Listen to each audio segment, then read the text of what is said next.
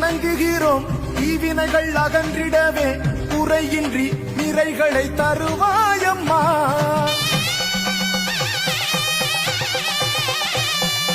உன்னை மண்ணில் வீற்றிருந்து பூமி ஆள்பவளே, விரதமிருந்து வருவோர்க்கு அருளை தருபவளே, கண்கள் மூடி கரம் குவித்து மனம் உருகி வேண்டிட மறவாத வரம் அனைத்தும் தருகின்ற அதிசயங்கள் நிறைந்த பெருவிழா.